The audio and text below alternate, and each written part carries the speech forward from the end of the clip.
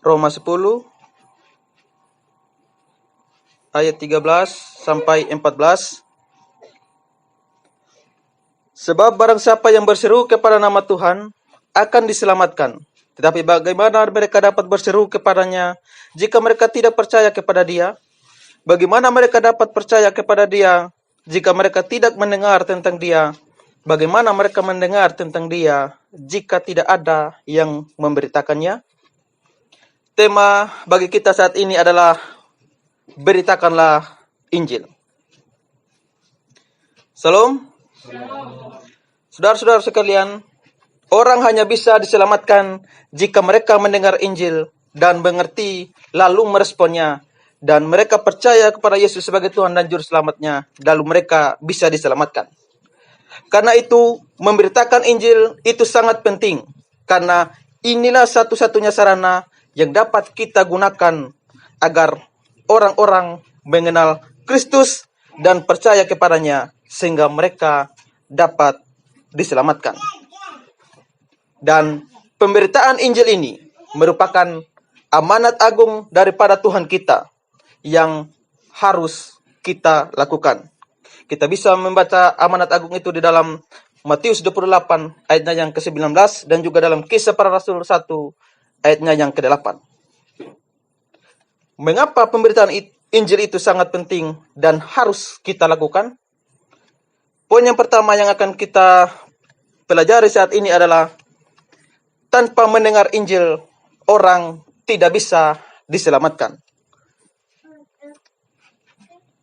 Saudara-saudara sekalian, orang-orang yang belum pernah mendengar tentang Kristus, itu tidak bisa percaya kepadanya dan karenanya tidak bisa diselamatkan. Jadi, orang-orang yang selama hidupnya tidak pernah mendengar tentang Kristus sama sekali, mereka tidak bisa diselamatkan. Banyak orang Kristen yang yakin bahwa orang yang sudah mendengar Injil, tetapi tetap tidak percaya kepada Kristus, pasti masuk neraka. Sekalipun dia beragama Kristen, tapi kalau tidak percaya kepada Injil, sekalipun dia mendengar Injil, tapi tidak percaya kepada Injil, yaitu tidak percaya kepada Kristus, dia juga tetap akan masuk neraka. Tapi saudara-saudara, banyak orang Kristen yang bingung dan bertanya-tanya tentang nasib dari orang-orang yang tidak pernah mendengar Injil sampai mati. Mungkin ini menjadi pertanyaan kita. Kalau memang orang yang tidak pernah mendengar tentang Kristus tidak mungkin diselamatkan, bagaimana orang-orang yang selama hidupnya tidak pernah mendengar Injil sampai mati tanpa percaya Yesus? Misalnya pada zaman Majapahit, atau pada zaman dulu sebelum Injil masuk ke Indonesia, atau bahkan sebelum Injil masuk di Sabu. Bagaimana keadaan orang-orang di Sabu sebelum Injil masuk ke Sabu? Nah, saudara-saudara sekalian, saya berpendapat bahwa yang tidak pernah mendengar tentang Yesus juga akan binasa atau akan masuk neraka. Kalau orang yang tidak pernah mendengar Injil bisa masuk surga, maka untuk apa kita diperintahkan untuk memberitakan Injil? Karena itu saudara-saudara, jika ada orang yang sama sekali tidak mendengar Injil dan akhirnya tidak bisa percaya kepada Kristus, orang itu pun pasti akan masuk neraka. Inilah mengapa kita harus pergi memberitakan Injil. Seandainya orang yang tidak mendengar Injil bisa diselamatkan, maka tidak mungkin ada perintah untuk kita untuk pergi memberitakan Injil. Bahwa kita diperintahkan untuk memberitakan Injil dan menjadikan semua bangsa murid Yesus, jelas menunjukkan bahwa orang yang tidak mendengar Injil juga pasti tidak akan selamat. Karena itu, kita diperintahkan untuk pergi memberitakan Injil, supaya orang yang percaya kepada Injil itu bisa diselamatkan. Nah, pandangan ini juga didukung oleh beberapa bagian kitab suci yang lain, bahwa orang yang tidak mendengar Injil atau orang yang tidak percaya Yesus itu tidak akan diselamatkan. Bacaan kita, Roma 10 ayat 13 sampai 14 tadi, sebab barang siapa yang berseru kepada nama Tuhan akan diselamatkan. Tetapi bagaimana mereka dapat berseru kepadanya jika mereka tidak percaya kepada dia? Bagaimana mereka dapat percaya kepada dia jika mereka tidak mendengar tentang dia? Bagaimana mereka mendengar tentang dia jika tidak ada yang memberitakannya? Saudara-saudara sekalian, teks ini membentuk satu rantai. Orang yang berseru kepada Tuhan akan selamat, tetapi ia tidak akan bisa berseru kepada nama Tuhan kalau ia tidak percaya kepada Tuhan. Dan ia tidak akan bisa percaya kepada Tuhan kalau ia tidak pernah mendengar tentang dia. Dan ia tidak akan bisa mendengar tentang dia kalau tidak ada yang memberitakan Injil kepadanya. Jadi kalau kita membalik urutannya dari belakang, itu seperti ini. Kalau tidak ada orang yang memberitakan Injil kepadanya, maka ia tidak bisa mendengar tentang dia, sehingga tidak percaya kepadanya, sehingga tidak bisa berseru kepadanya, sehingga tidak bisa diselamatkan. Jadi, kalau tidak ada orang yang memberitakan Injil, tidak ada orang yang mendengar tentang Kristus. Kalau tidak mendengar tentang Kristus, maka mereka juga tidak akan percaya. Kalau mereka tidak percaya, mereka juga tidak berseru kepada Tuhan dan mereka tidak diselamatkan. Dengan demikian jelas bahwa orang yang tidak diinjili atau tidak pernah mendengar tentang Yesus pasti tidak selamat. Karena itu, fakta kitab suci inilah yang mendasari pengutusan misionaris ke tempat-tempat yang belum pernah dijangkau oleh Injil. Makanya Yesus memerintahkan murid-muridnya, pergi, jadikanlah semua bangsa muridku. Murid-murid disuruh pergi memberitakan Injil kepada semua bangsa. Dan itu pun berlaku bagi kita saat ini. Kita pun disuruh pergi memberitakan Injil kepada semua orang. Karena tanpa Injil, tanpa Yesus Kristus, mereka tidak akan diselamatkan. Yang kedua, Roma 2 ayat 12a. Sebab semua orang yang berdosa tanpa hukum Taurat akan binasa tanpa hukum Taurat. Dalam zaman Perjanjian Lama, orang di luar Israel atau Yahudi yang tidak pernah mempunyai hukum Taurat dikatakan binasa tanpa hukum Taurat. Artinya mereka tidak akan dihakimi berdasarkan hukum Taurat, tetapi mereka tetap binasa atau masuk neraka karena mereka tetap mempunyai dosa. Dan memang mereka dihakimi berdasarkan hati nurani mereka, dan tidak ada orang yang bisa hidup 100% dengan hati nuraninya. Kita tahu bahwa hukum Taurat hanya diberikan kepada orang Yahudi atau Israel, sedangkan bangsa-bangsa lain tidak mendapatkannya. Karena itu, mereka tidak bisa dihakimi oleh hukum Taurat, tapi mereka dihakimi menurut hati nurani mereka. Dan saya percaya tidak ada orang yang bisa taat 100% akan hati nuraninya. Dan karena itu, Alkitab bersaksi bahwa satu dosa saja sudah cukup membawa orang ke neraka. Karena itu, kalau di dalam Perjanjian Lama, orang di luar Israel atau Yahudi yang tidak mempunyai hukum Taurat akan binasa oleh hukum Taurat. Analoginya dalam Perjanjian Baru adalah orang yang tidak pernah mendengar Injil akan binasa tanpa Injil. Mereka memang tidak akan dihakimi berdasarkan Injil, tetapi mereka tetap mempunyai dosa dan mereka harus dihukum karena itu. Karena itu, sekalipun di zaman ini, mungkin masih ada orang-orang di pelosok, mungkin di pedalaman Papua atau pedalaman Afrika atau lain sebagainya, yang sampai saat ini belum pernah mendengar Injil sama sekali.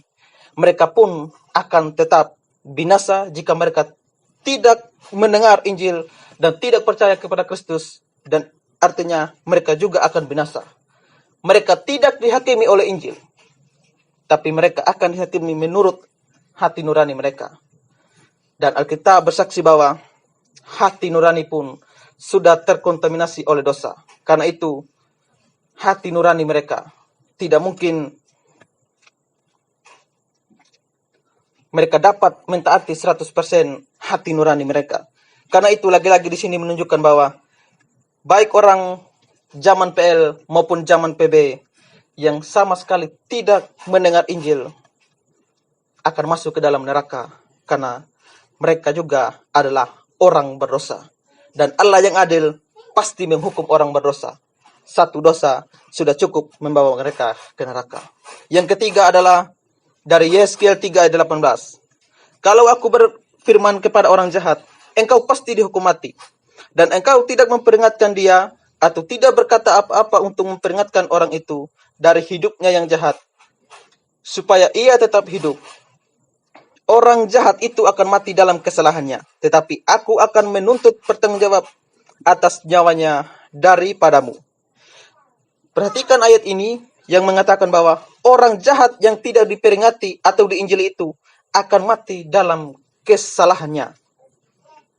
Itu artinya, kalau ada orang yang tidak diperingati atau tidak diinjili, dan dia sampai mati tanpa mendengar Injil atau tidak percaya kepada Kristus, dia akan binasa juga. Karena itu, saudara-saudara, kita tahu bahwa semua orang di dalam dunia ini sudah berdosa. Roma 3 ayat 23. Semua orang telah berbuat dosa dan telah kehilangan kemuliaan Allah. Itu artinya semua orang membutuhkan Injil.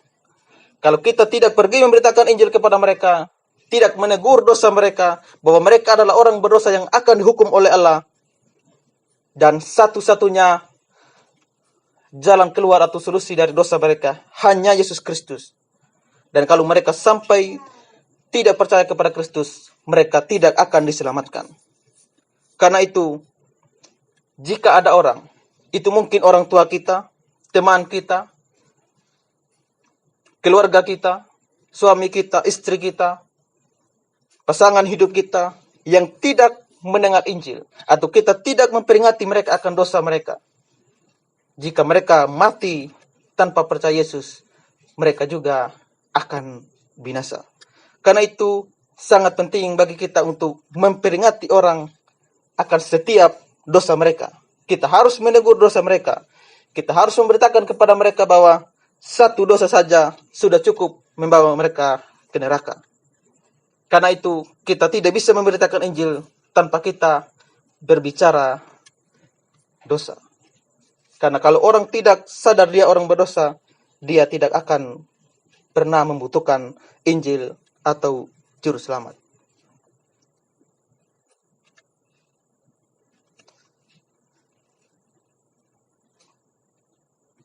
Poin yang kedua adalah tanggapan atau respon kita terhadap berita Injil. Poin A, kita harus mengerti dan percaya kepada berita Injil. Merupakan sesuatu yang penting bagi orang yang memberitakan Injil adalah dia sendiri harus sudah mengerti Injil itu sendiri, sehingga dia percaya dan diselamatkan oleh Injil itu. Lalu dia beritakan Injil yang sama kepada orang lain, karena kalau dia tidak mengerti Injil atau Injil yang lain, maka bisa jadi orang yang mendengar Injil yang lain itu bukan saja tidak percaya dan diselamatkan, melainkan akan masuk neraka. Jadi, kalau kita mau memberitakan Injil kepada orang lain, pastikan bahwa diri kita pun sudah diselamatkan oleh Injil yang benar itu. Jangan sampai kita mendapatkan Injil yang lain atau Injil yang salah, lalu kita beritakan kepada orang lain. Maka tidak mungkin ada orang yang diselamatkan oleh pemberitaan Injil yang lain itu. Dan pada akhirnya, orang yang kita injili dengan Injil yang salah itu akan masuk neraka. Karena itu, saudara, kita harus percaya kepada berita Injil itu. Dan kita harus tahu dan mengerti tentang Injil yang benar itu. Karena itu, saudara, setiap orang harus mempunyai pengetahuan atau pengertian yang benar tentang dasar kekristenan. Bacaan kita lagi-lagi dari Roma 10 ayat 13-14. Sebab barang siapa yang berseru kepada nama Tuhan akan diselamatkan. Tetapi bagaimana mereka dapat berseru kepadanya jika mereka tidak percaya kepada dia? Bagaimana mereka dapat percaya kepada dia jika mereka tidak mendengar tentang dia? Bagaimana mereka mendengar tentang dia jika tidak ada orang yang memberitakannya? Ayat yang ke-17. Jadi, iman timbul dari pendengaran, dan pendengaran oleh firman Kristus. Dan juga di dalam Matius 13 ayat 23 dikatakan, yang ditaburkan di tanah yang baik ialah orang yang mendengar firman itu dan mengerti. Jadi, saudara, kita harus mempunyai pengetahuan atau pengertian yang benar tentang dasar kekristenan atau Injil. Ingat bahwa orangnya tidak harus mengerti tentang doktrin atau hal-hal yang sukar, seperti doktrin Allah Tritunggal, predestinasi, dan sebagainya. Yang perlu kita tahu atau ketahui adalah dasar Injil itu, atau dari dasar kekristenan. Sekalipun saat ini kita tidak tahu doktrin Allah Tritunggal atau predestinasi, tapi setiap orang harus mempunyai pengetahuan atau pengertian tentang Injil atau dasar kekristenan yang benar. Nah, saudara-saudara, dasar kekristenan yang benar atau Injil itu, misalnya bahwa dia harus tahu bahwa ia adalah orang berdosa yang seharusnya masuk neraka. Ini harus kita tahu. Ini harus kita mengerti bahwa kita adalah orang berdosa yang seharusnya dan bahkan layak masuk neraka. Kalau saudara tidak sadar kalau saudara adalah orang yang berdosa, dan saudara merasa bahwa saudara adalah orang yang baik, saudara tidak akan membutuhkan juru selamat. Dan karena itu, orang yang merasa dirinya baik, pasti dia tidak akan merasa bahwa dia layak untuk masuk neraka, tapi dia layak untuk masuk surga. Itu pikirannya. Tapi pengertian yang benar adalah dia harus sadar bahwa dia adalah orang yang berdosa, bahkan sangat berdosa. Seperti pengakuan Paulus, dari antara mereka semua, akulah yang paling berdosa. Karena itu, Paulus sadar dia membutuhkan juru selamat. Kita pun harus seperti Paulus. Kita pun harus sadar kita adalah orang yang berdosa dan layak masuk neraka. Yang kedua, bahwa Yesus adalah Allah yang menjadi manusia dan lalu mati di salib menebus dosa kita. Kalau kita sadar kita orang berdosa, kita layak masuk neraka, kita juga harus tahu bahwa Yesus itu adalah Allah yang menjadi manusia. Kalau kita hanya beranggapan bahwa Yesus itu hanya manusia biasa, kalau kita beranggapan bahwa Yesus itu hanya nabi, kalau Yesus itu hanya guru, hanya malaikat saja, dan dia bukan Allah, maka pengetahuan atau pengertian kita tentang Injil itu sama sekali salah. Dan karena itu, pengertian yang benar adalah Yesus adalah Allah yang menjadi manusia. Dan lalu itu mati disalib menebus dosa kita. Apa artinya menebus di sini? Menebus adalah menggantikan kita. Kita yang seharusnya memikul semuanya itu. Kita yang seharusnya menanggung semuanya itu. Tapi Kristus mau menebus kita, menggantikan kita, menggantikan posisi kita. Itu artinya menebus. Karena ada banyak orang dari agama lain tidak mengerti arti penebusan ini. Karena itu, pada waktu memberitakan Injil, kita harus jelaskan apa dari arti menebus ini. Karena hanya di dalam kekristenan yang ada konsep penebusan seperti ini. Karena itu, kita harus tahu bahwa Yesus mati di atas kayu salib sebagai penebus kita, sebagai juru selamat kita, yang menggantikan kita. Karena bukan kita lagi yang dihukum, tetapi Kristus yang menggantikan kita. Dia sebagai pengganti kita, yang menebus kita. Lalu, kita diselamatkan karena jasa penebusan Kristus yang diterima melalui iman dan bukan karena perbuatan baik. Ini juga penting untuk kita ketahui. Karena kalau kita salah mengerti di dalam hal ini, itu artinya kita sudah salah mengerti Injil. Dan karena itu, bukan Injil yang benar yang kita tahu selama ini kalau kita salah dalam hal ini. Kita harus yakin dan percaya bahwa kita diselamatkan karena jasa penebusan Kristus, bukan jasa usaha kita. Ini harus kita tekankan, karena banyak orang yang mengajarkan bahwa kita selamat karena iman tambah perbuatan baik. Lagi-lagi saudara-saudara, kita diselamatkan hanya oleh iman, itu hanya ajaran Kristen yang Injili dan Alkitabiah. Semua agama lain mengajarkan bahwa ada perbuatan baik di dalam andil keselamatan mereka. Agama lain, kepercayaan lain mengajarkan bahwa mereka harus berbuat baik supaya selamat. Dengan cara amal saleh, berbakti, membuang dosa, dan lain sebagainya. Tapi lagi-lagi, kekristenan satu-satunya agama yang mengajarkan bahwa orang hanya selamat kalau mereka percaya kepada Kristus. Dan hanya oleh jasa penebusan Kristus yang diterima melalui iman yang dapat menyelamatkan mereka, dan bukan karena perbuatan baik. Perbuatan baik bukan syarat supaya selamat, tapi akibat karena sudah selamat. Jadi jangan bolak-balik antara perbuatan baik syarat sebagai keselamatan, tapi perbuatan baik adalah akibat dari keselamatan. Syaratnya adalah iman saja. Kalau sudah beriman, selamat. Kalau sudah selamat, lalu berbuat baik. Bukan beriman tambah berbuat baik, lalu selamat. Karena itu, ini harus kita mengerti. Ini adalah dasarnya. Ini adalah pengetahuan yang harus dimiliki semua kita. Kalau 3 poin ini tidak kita mengerti, itu artinya kita belum percaya sungguh-sungguh. Sekalipun kita sudah rajin datang ibadat, sudah rajin pergi ke gereja, tapi 3 pengertian ini tidak ada pada kita, itu artinya kita belum percaya sungguh-sungguh. Karena itu, pengertian ini harus ada di setiap kita.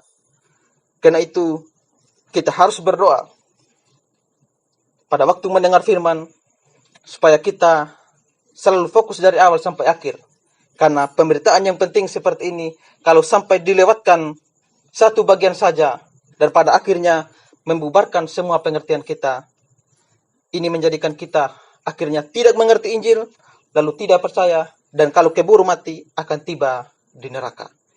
Karena itu saudara, pengertian minimal yang harus ada pada seorang Kristen adalah, perhatikan berikut ini, bahwa Yesus adalah Allah yang telah menjadi manusia dan mati di salib untuk menebus dosa-dosanya, dan bahwa ia diselamatkan bukan karena perbuatan baiknya, tetapi semata-mata karena jasa penebusan Kristus yang ia terima melalui iman. Inilah pengertian yang harus dimiliki oleh semua kita. Kalau kita sampai saat ini tidak mengerti akan hal ini, sadarlah bahwa saudara selama ini belum percaya Kristus sungguh-sungguh. Karena saudara belum mengerti Injil. Ingat, orang yang tidak mendengar Injil dan tidak mengerti, itu artinya dia belum bisa percaya. Bagaimana dia bisa mengaku percaya kepada Kristus, sedangkan dia tidak mengerti Injil? Lalu pertanyaannya, apa yang dia percayai kalau Injil dia tidak tahu? Atau pengetahuan dasar tentang Injil ini sendiri dia tidak tahu. Karena itu, kita harus tahu, dan kita mengerti, dan kita percaya itu. Jadi, mengerti, dan tahu, dan percayai. Jadi, saudara-saudara, kalau kita sudah sekian lama beragama Kristen, dan mengaku percaya Yesus sebagai Tuhan dan Juru Selamat kita, tetapi pengertian dasar Injil ini kita tidak tahu, itu artinya kita memang mengaku percaya, tapi kita tidak mengerti atau tidak tahu apa yang kita percayai. Karena itu saudara-saudara, itulah pentingnya mengapa kita harus mendengar Injil, mendengar firman, mendengar Injil Yesus Kristus. Karena melalui itulah kita bisa mengerti dan lalu percaya, meresponnya, dan akhirnya kita diselamatkan. Karena kalau saudara merasa saat ini, mungkin saudara belum mengerti sungguh-sungguh, jangan berkecil hati. Berdoa kepada Tuhan, terus belajar firman Tuhan dan belajar tentang Injil, terus mendengar Injil. Itulah yang harus saudara usahakan saat ini. Kalau memang saudara adalah orang pilihan, cepat atau lambat, Tuhan akan melahirbarukan saudara, membuat saudara mengerti Injil, mengaruniakan iman kepada saudara, dan saudara akan diselamatkan. Makanya di ayatnya yang Roma 10 ayat 17 mengatakan, jadi iman timbul dari pendengaran, dan pendengaran oleh firman Kristus. Jadi ini penting. Kalau saudara malas mendengar firman Tuhan, malas belajar firman Tuhan, malas mendengar Injil yang benar yang diberitakan, jangan heran kalau sampai sekarang saudara belum percaya kepada Injil. Iman timbul dari pendengaran, dan pendengaran oleh firman Kristus.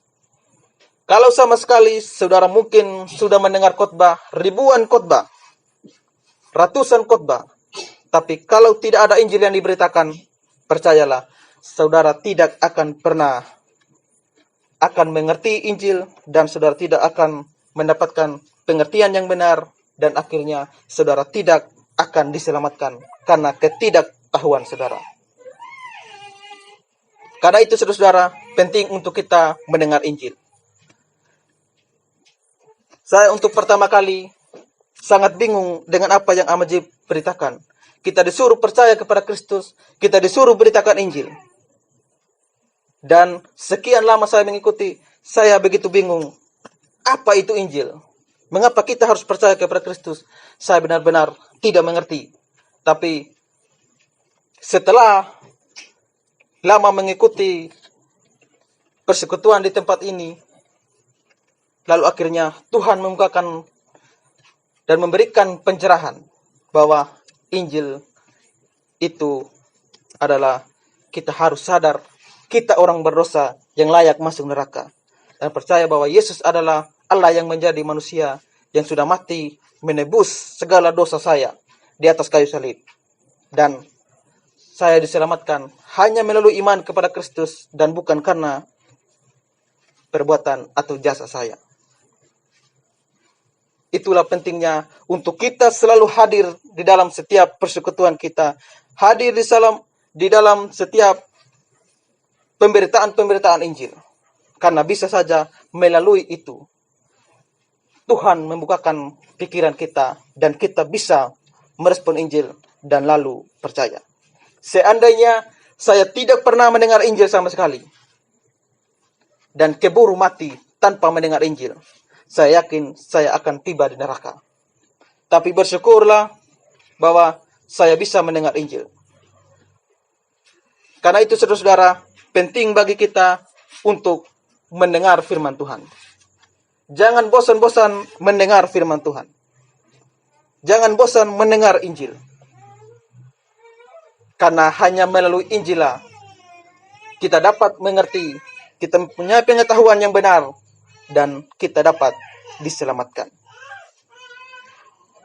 Poin B, kita harus memberitakan Injil kepada orang lain. Saudara-saudara, pelayanan pemberitaan Injil merupakan sesuatu yang sangat penting, karena pemberitaan Injil merupakan pelayanan yang utama yang ditekankan di dalam PB. Ini sangat penting. Saudara-saudara, di dalam seluruh PB, kata memberitakan Injil itu muncul 45 kali. Kata pemberitaan Injil muncul 12 kali. Injil yang kuberitakan muncul 4 kali. Injil yang diberitakan muncul 2 kali. Jadi di dalam PB sangat menekankan bahwa kita harus melakukan pelayanan pemberitaan Injil. Dan lagi-lagi, berita Injil adalah berita utama kekristenan. Injil adalah berita utama di dalam kekristenan. Dan seharusnya semua gereja harus menekankan berita Injil. Tapi nyatanya sekarang Injil sudah dinomor 2-kan atau dinomor 3-kan. Tidak lagi menjadi pemberitaan utama di dalam gereja-gereja saat ini. Gereja-gereja saat ini hanya menekankan ajaran moral dan etika. Kalau hanya moral dan etika dan Injil tidak diberitakan, 3 poin yang saya beritakan tadi tidak mungkin akan dimengerti oleh jemaat. Dan kalau tidak mengerti Injil itu, tidak mengetahui dan tidak mengerti Injil itu, maka mereka juga tidak akan diselamatkan. Moral dan etika itu penting. Penting bagi kita. Tapi tidak penting bagi orang yang belum percaya. Moral dan etika itu penting untuk orang yang sudah percaya, untuk mereka hidup dalam hari-hari. Tapi seandainya orang itu belum pernah percaya kepada Kristus, lalu dia bisa hidup baik dengan sesamanya, dengan tetangganya, tapi mati masuk neraka, apa gunanya? Karena itu saudara, Injil adalah berita utama yang begitu ditekankan di dalam PB, dan seharusnya saat ini juga Injil harus diutamakan.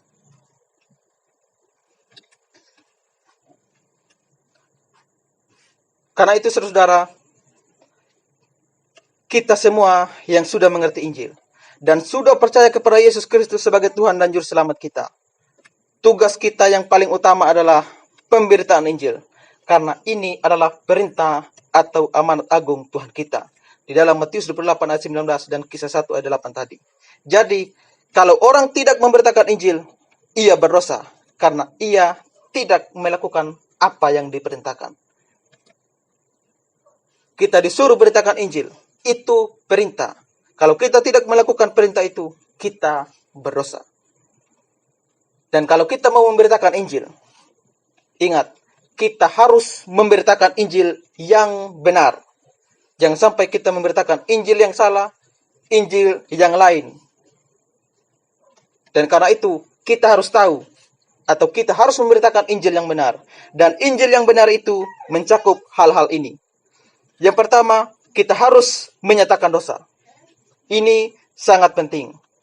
Kalau saudara mau memberitakan Injil dan tidak berbicara tentang dosa, itu bukan pemberitaan Injil. Dan karena itu, saudara yang tidak mau ditegur dosanya, ingatlah, saudara tidak akan diselamatkan. Karena saudara tidak mau ditegur dosanya. Karena itu, hal utama dalam pemberitaan Injil adalah menyatakan dosa. Kita harus menyatakan orang itu adalah orang berdosa. Kita pun juga orang berdosa. Tapi kita sudah mempunyai Juru Selamat dan dia belum. Karena itu, kita harus memberitahu dia bahwa dia orang berdosa. Tapi sekalipun semua manusia adalah orang berdosa, tapi masih ada banyak orang yang merasa dirinya bukan orang berdosa. Karena itu, kita harus memberikan, kalau dia orang Kristen, kita memberikan ayat Alkitab kepada dia yang menunjukkan dia orang berdosa. Misalnya ada perintah, kasihilah Tuhan Allahmu dengan segenap hatimu, segenap akal budimu, segenap pikiranmu. Saya yakin tidak ada manusia manapun yang bisa melakukan perintah ini. Siapa di antara saudara yang mengasihi Tuhan segenap hati? Semua hati saudara hanya diberikan kepada Tuhan. Tidak diberikan untuk teman, tidak diberikan kepada orang tua, tidak diberikan kepada pasangan hidup. Apakah ada orang yang bisa seperti itu? Yang hanya mengasihi Allah. Dari dia kecil sampai sekarang, dia hanya mengasihi Allah sepenuh hatinya. Dan hatinya tidak terbagi. Tidak ada orang yang bisa seperti itu. Apakah ada orang yang bisa mengasihi Allah dengan seluruh akal budi atau pikirannya? Pikirannya hanya diisi untuk memikirkan Allah, tanpa pernah memikirkan yang lain selain Allah. Ini pun tidak ada. Apakah ada orang yang mengasihi Allah dengan seluruh kekuatannya? Dia kerahkan semua kekuatan yang ada pada dia hanya untuk pekerjaan Tuhan. Itu pun mustahil. Dari hukum ini saja, setiap detik kita berdosa. Nanti kalau sampai rumah, saudara hitung 3 perintah ini.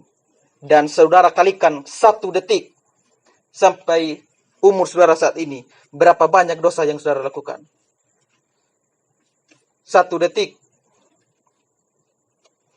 Dan saudara menemukan, bisakah kalkulator HP kita menghitung berapa banyak dosa hanya melanggar perintah ini saja? Belum perintah yang lain. Karena itu, dari ayat ini menunjukkan bahwa kita bisa menunjukkan dosa orang itu. Yang kedua, menyatakan keadilan Allah atau hukuman dosa, khususnya neraka. Lagi-lagi ini penting. Kalau saudara memberitakan Injil, sudah menyatakan dosa, orang itu berdosa, tapi saudara tidak memberitakan keadilan Allah yang akan menghukum orang berdosa di neraka, maka itu pun bukan pemberitaan Injil sebenarnya. Karena bagaimana orang mau percaya kepada Kristus sebagai juru selamat yang menembus dia dari neraka, kalau nerakanya atau hukuman nerakanya tidak diberitakan. Ada orang yang pernah diskusi dengan saya di Facebook bahwa dia mengatakan, saya tidak mau mengatakan atau bahwa mengajarkan orang bahwa orang berdosa akan dihukum oleh Allah di neraka. Karena bagi dia itu bukan hak kita. Itu haknya Tuhan. Firman Tuhan, Injil. Saya mengatakan kepada dia, apakah kamu memberitakan Injil? Dia mengatakan, ya, saya selalu memberitakan Injil. Kalau dia memberitakan Injil, tapi tidak memberitakan hukuman dosa yaitu neraka ini, maka sebenarnya Injil yang dia beritakan itu harus diragukan. Kalau Injilnya benar, dia harus menyatakan dosa dan juga hukuman dosa yaitu neraka. Yang ketiga adalah memberitakan Yesus sebagai Allah yang menjadi manusia, yang lalu mati di salib sebagai pengganti manusia berdosa untuk memikul hukuman manusia berdosa.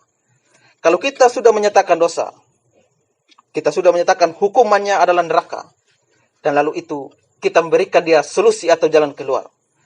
Kalau kita tidak memberitakan ini, maka dia akan bingung. Solusi dari hukuman neraka ini apa? Karena itu kita memberikan kepada dia, kamu orang berdosa yang akan masuk neraka. Tapi jangan takut, ada juru selamat yang akan membebaskan kamu dari neraka, yaitu Yesus Kristus. Kalau kamu percaya kepada dia, kamu akan diselamatkan. Karena itu, poin yang keempat, mendorong orang itu untuk percaya kepada Yesus sebagai Tuhan dan juru selamatnya. Setelah kita mengajak dia percaya kepada Kristus, lalu kita menjelaskan iman dengan pertobatan dari dosa, atau menjelaskan hubungan iman dengan pertobatan dari dosa. Jadi, 5 poin ini menyatakan dosa, menyatakan keadilan Allah atau hukuman dosa, khususnya neraka, memberitakan Yesus sebagai pengganti, dan mendorong orang itu percaya kepada Kristus, dan menjelaskan hubungan iman dan pertobatan dari dosa. 5 poin ini harus ada di dalam setiap pemberitaan kita. Dan inilah berita Injil yang benar itu. Kalau saudara mendengar orang memberitakan Injil, tapi tidak mencakup 5 hal ini, saudara harus ragukan bahwa itu bukan Injil yang benar, tapi Injil yang lain. Karena itu saudara-saudara, kalau kita memang peduli akan orang-orang di sekitar kita, marilah kita memberitakan Injil. Ada banyak orang yang belum mendengar Injil sampai sekarang. Sekalipun mereka beragama Kristen, tapi pengertian mereka belum jelas tentang Injil. Karena itu, orang yang peduli dengan sesama adalah mereka yang memberitakan Injil keselamatan kepada sesamanya, sebagai bukti kasih mereka kepada Allah dan juga sesama manusia. Jadi kalau kita peduli kepada sesama, kita harus memberitakan Injil. Kalau saudara tidak peduli kepada sesama, tidak peduli kepada orang tua, tidak peduli kepada teman, pasangan hidup, orang tua, suami, istri, itu artinya saudara bukan orang yang peduli terhadap mereka. Dan kalau saudara tidak memberitakan Injil, saudara tidak peduli akan keselamatan jiwa mereka. Kalau saudara peduli, saudara harus memberitakan Injil kepada mereka. Ini sebagai bukti kasih kita kepada Allah. Karena Allah sudah menebus kita, karena itu tugas kita memberitakan kepada orang lain. Kalau saudara sudah diselamatkan oleh Allah dengan cuma-cuma, mengapa saudara tidak mau memberitakan kepada orang lain, dan orang lain juga diselamatkan dengan cuma-cuma oleh Allah? Wajib di sini memberitakan Injil kepada kita semua. Dan salah satunya saya yang adalah orang percaya karena dia memberitakan Injil di sini. Dan sekarang ketika saya mengerti Injil, saya memberitakan kepada saudara. Dan berharap saudara juga bisa mengerti. Dan memang saya tahu bahwa bukan orang yang memberitakan Injil itu yang membuat kita bertobat atau diselamatkan. Tapi karena orang yang memberitakan Injil itu, yang membawa Injil itu, sehingga kita bisa mendengar bisa percaya dan lalu diselamatkan. Ingat bahwa hanya Allah yang mempertobatkan orang. Karena itu, kalau saudara sekian lama memberitakan Injil, tapi kelihatannya tidak ada orang yang percaya satupun, saudara jangan berkecil hati. Karena tugas saudara bukan untuk mempertobatkan orang, tapi tugas saudara adalah memberitakan saja. Kalau saudara sudah memberitakan Injil, tugas saudara sudah selesai. Urusan orang itu mau percaya atau tidak, itu urusan dia dengan Allah. Di dalam 1 Korintus 3 ayat 6 mengatakan, aku menanam, Apolos menyiram, tetapi Allah yang memberi pertumbuhan. Jadi, kami yang berkhotbah di sini hanya menanam dan menyiram. Tapi ingat, Allah yang memberi pertumbuhan atau pertobatan kepada saudara. Karena itu, kalau saudara sudah memberitakan Injil, tugas saudara sudah selesai. Dan karena itu, beritakan saja Injil kepada siapapun. Kalau dia percaya, kita bersyukur. Kalau dia belum percaya, kita doakan dia terus. Kita harus doakan dia dan berdoa kepada Tuhan supaya Tuhan membukakan hatinya, mengaruniakan iman kepada dia dan diselamatkan. Hanya itu yang dapat kita lakukan. Selain dari itu, Tuhanlah yang mengerjakan kepada dia. Karena itu, saudara-saudara,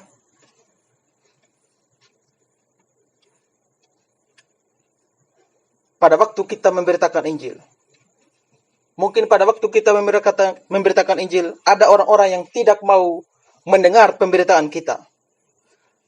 Dan tidak ada orang yang mau mendengar pemberitaan Injil kita, bahkan menolak pemberitaan kita. Ingat saudara, orang yang tidak mau mendengar Injil atau mendengar firman Tuhan dan menolak firman Tuhan, bukan saja menolak kita yang memberitakannya, tapi juga menolak Yesus sekaligus Allah. Coba perhatikan di mana Lukas 10 ayat 16. Ini konteksnya adalah ketika Yesus mengutus murid-muridnya. Lukas 10 ayat 16, barang siapa mendengarkan kamu, ia mendengarkan aku. Dan barang siapa menolak kamu, ia menolak aku. Dan barang siapa menolak aku, ia menolak dia yang mengutus aku. Itu artinya kalau kita pergi memberitakan firman Tuhan, kita pergi memberitakan Injil, dan orang tidak mau mendengar, dan orang menolak kita, itu sama halnya dengan mereka menolak Yesus dan tidak mau mendengar Yesus atau Allah yang mengutus kita. Karena itu, hati-hati dengan sikap kita di dalam menolak setiap hamba-hamba Tuhan yang memberitakan Injil, memberitakan kebenaran. Kalau saudara tidak mendengarkan dia, menolak dia, itu sama halnya dengan saudara menolak Yesus dan menolak Allah. Mungkin saudara tidak mengatakan, saya tidak memerlukan Yesus, saya tidak memerlukan Allah. Tapi dengan tindakan saudara, mencekal orang yang memberitakan Injil, mencekal orang yang tidak mendengar, yang memberitakan Injil dan memberitakan kebenaran, itu sama dengan halnya saudara tidak mengizinkan Yesus ada di situ. Karena itu, hati-hati dengan setiap sikap saudara terhadap hamba-hamba Tuhan yang benar. Saya bilang yang benar.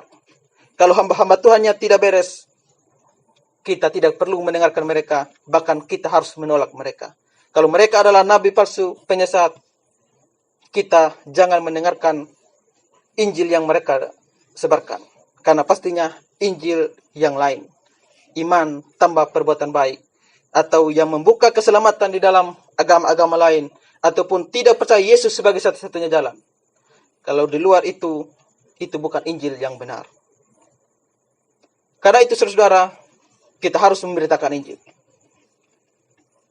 Tapi mungkin ada dari kita yang bertanya, saya tidak bisa memberitakan Injil karena saya tidak bisa berkhotbah. Karena saya tidak bisa berkhotbah, maka saya tidak memberitakan Injil. Saudara, tidak bisa berkhotbah bukan alasan untuk saudara tidak memberitakan Injil. Ingat bahwa semua orang diberikan bakat dan karunia yang berbeda-beda. Karena itu, lakukanlah apa yang dapat saudara gunakan atau lakukan supaya bisa memberitakan Injil. Atau orang bisa mendengar Injil. Misalnya, mengajak orang untuk mendengar Injil. Saya rasa ini semua kita bisa melakukannya. Kita hanya perlu mengajak orang. Sama-sama sama seperti Amo Fredrik mengajak saya untuk datang bergabung di PD di sini atau mengikuti persekutuan di sini. Hanya suatu ajakan. Dan setelah itu saya mengikutinya terus dan pada akhirnya mendengar Injil dan percaya kepada Injil, mengerti Injil dan diselamatkan. Jadi hanya mengajak. Kalau Tuhan berkehendak, Tuhan bekerja kepada orang itu, dia pasti akan diselamatkan oleh Injil yang dia dengar. Karena itu, mengajak orang lain itu tidak susah bagi kita. Karena itu, ajaklah orang lain. Sekalipun kita tidak bisa berkhotbah, kita bisa mengajak orang lain untuk memberitakan Injil. Yang kedua, kalau kita mempunyai bakat atau karunia bernyanyi, ada banyak lagu yang Injili.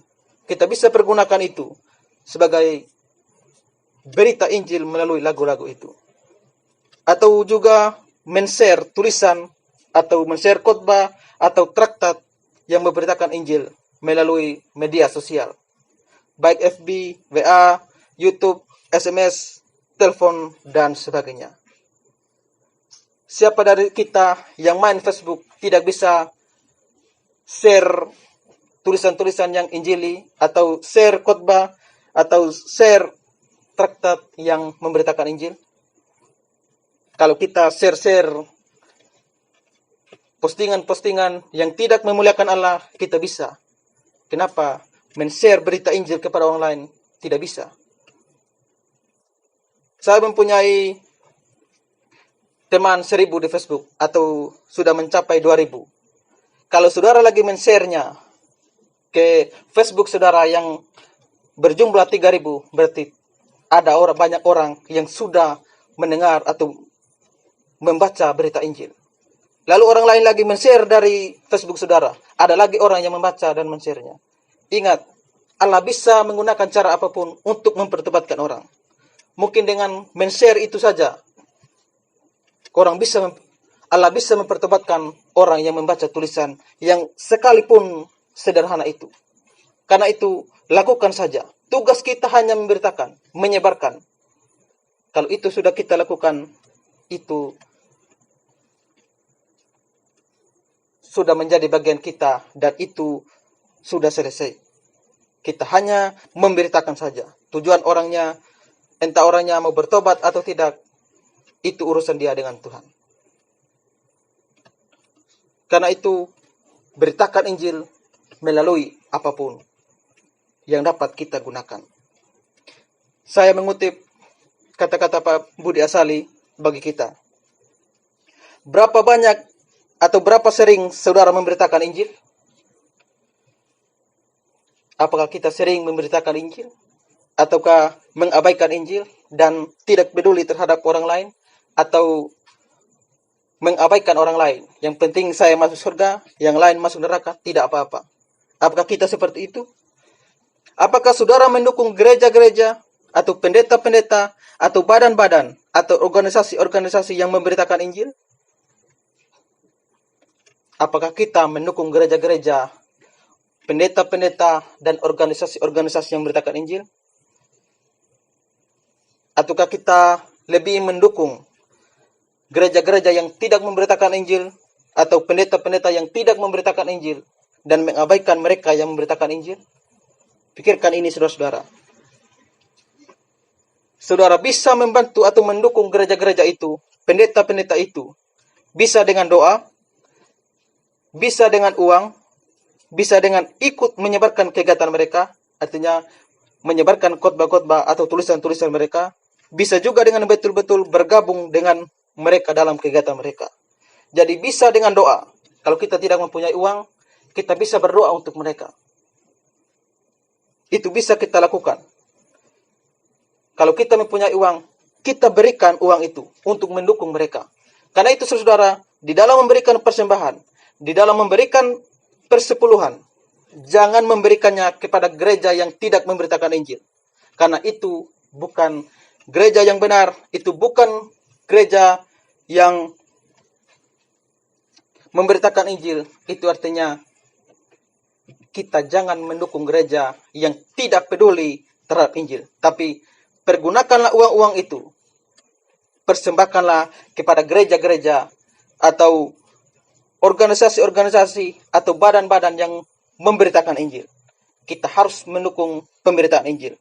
Jangan sampai kita pergunakan uang kita berikan kepada gereja-gereja yang salah dan juga dipergunakan oleh pendeta-pendeta yang bukan pendeta yang benar, tapi adalah nabi palsu. Ingat, kalau kita memberikan kepada gereja yang salah, memberikan kepada pendeta yang adalah nabi palsu, itu sama halnya kita sedang mendukung setan atau sedang pro dengan setan. Karena itu, perhatikanlah uang yang kita gunakan. Apakah kita mendukung gereja yang injili, yang setia memberitakan Injil atau tidak? Gereja yang tidak memberitakan Injil bukan gereja.